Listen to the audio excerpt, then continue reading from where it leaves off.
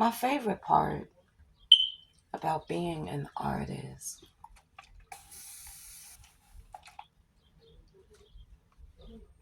is the process of being an artist. Most things that you are on earth, you're only that thing while you're doing it. You know? The best part about being an artist is that it comes with me everywhere. And in this very finite and temporal plane and dimension, the consistency of the artistry is appreciated. It's my favorite part of the song. I like that part. I like that melody.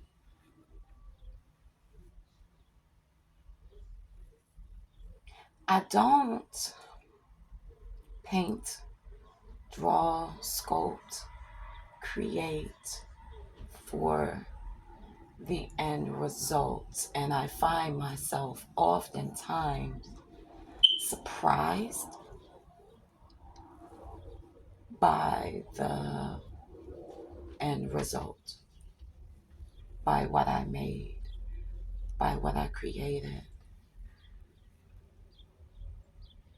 It's like, oh, wow, it's really beautiful. It's really emotional. It's really disturbing. It's really comforting. It's really packed with information. But that part of it isn't for the version of me that is creating. That is for the version of me that is being an artist. And I'm going to explain to you what I mean.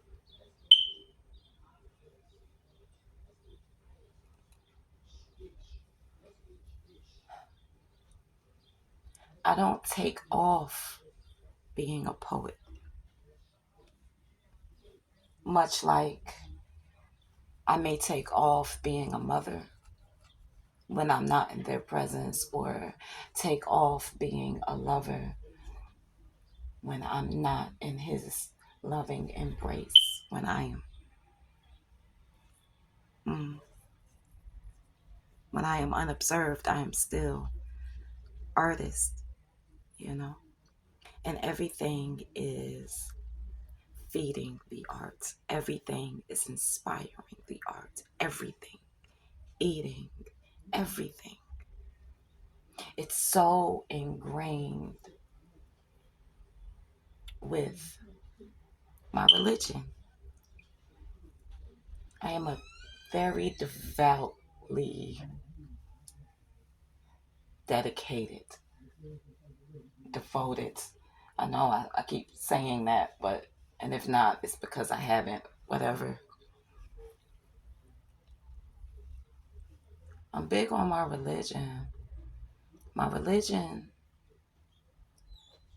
is self, it's simple, you know, it's getting to know myself. It's getting to know myself.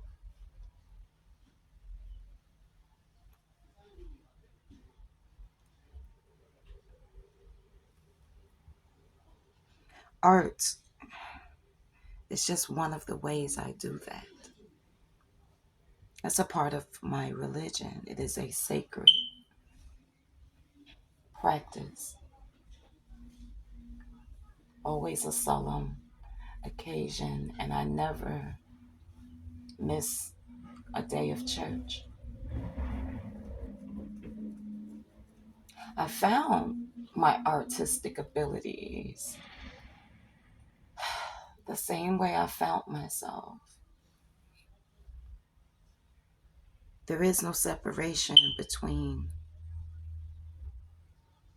how I practice my religion and how I practice my art forms.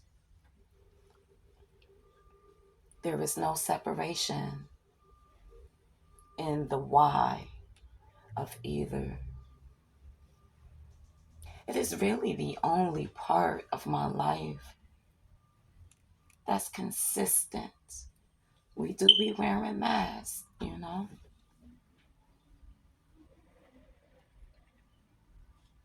because, and my receipt for that is because even when I'm wearing these other masks of mother, lover, friend, lady down the street, arts and artistry, poetry is synonymous with all of those experiences. I was asked how I feel about AI art. And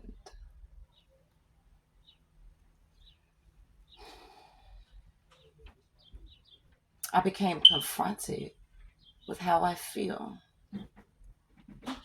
The way I feel is exactly how my father felt in the 80s when DJs began sampling records and music composition became something done by one person with one or two, a few machines. When music became digital, when music stepped into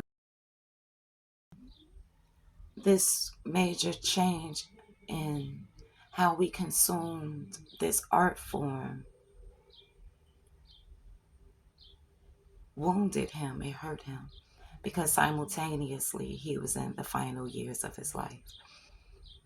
Simultaneously he understood that, yeah, this is really cool, but it's putting musicians out of business. And as a man, if you cannot make money doing the thing that you were designed to do, you won't have time to do it, because finances is synonymous with that reality.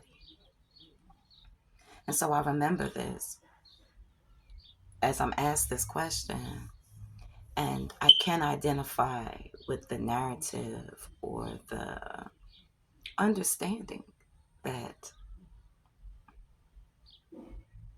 I look at AI generated art and it's like, wow, it's really beautiful. And then there are artists who will say that it's stealing, and then there's, you know, yeah, they will say that it's stealing. And then others will say that no, it's allowing people who can't do art to be able to do art. You sound crazy because elephants can do art.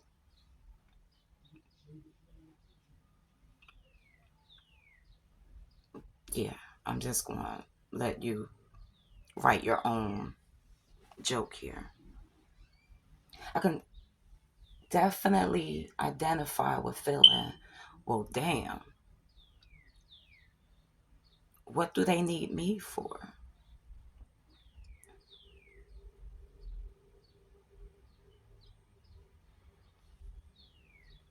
You know?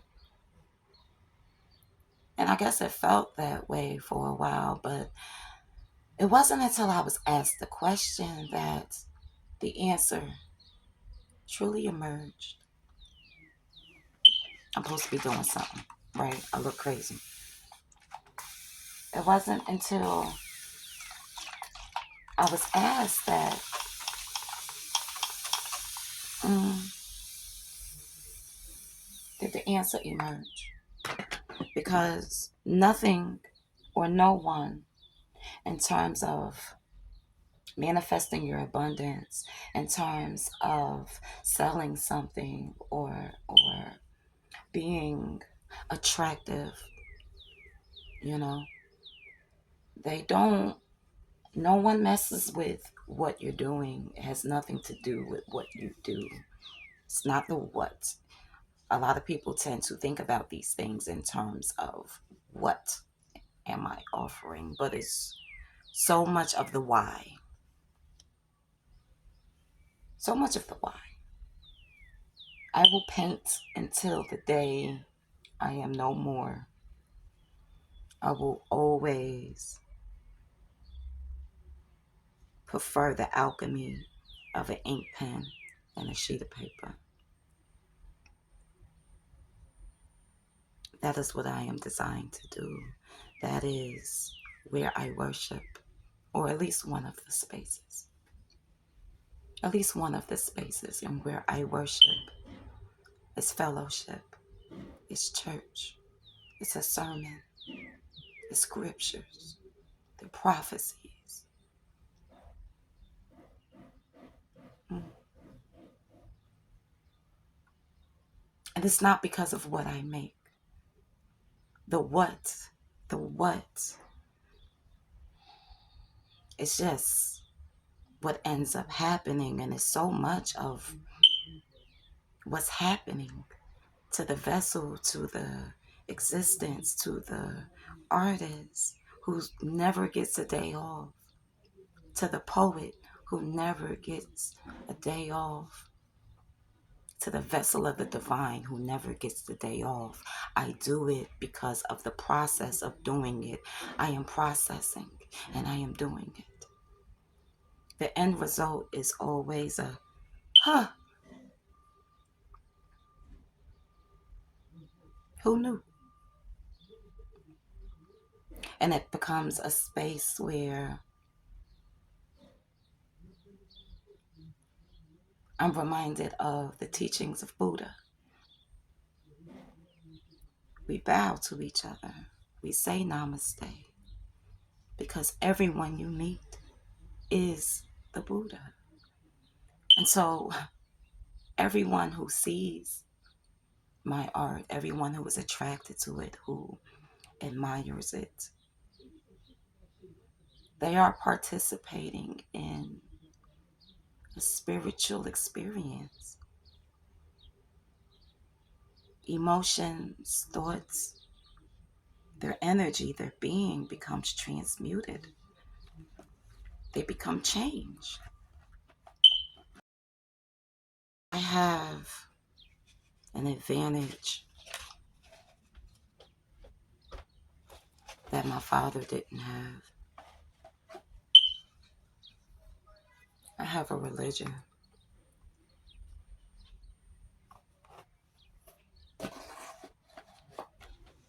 And as it stands,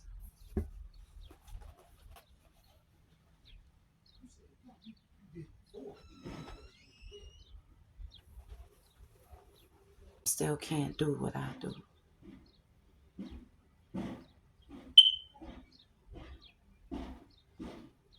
And that simply be me. And it has its advantages.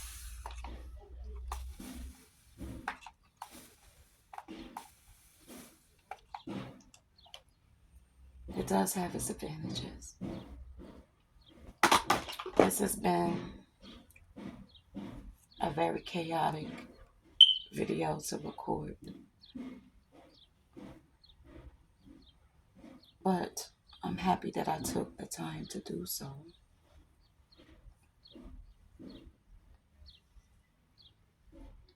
I'm trying to see if I've completed my thoughts. I've been interrupted more times than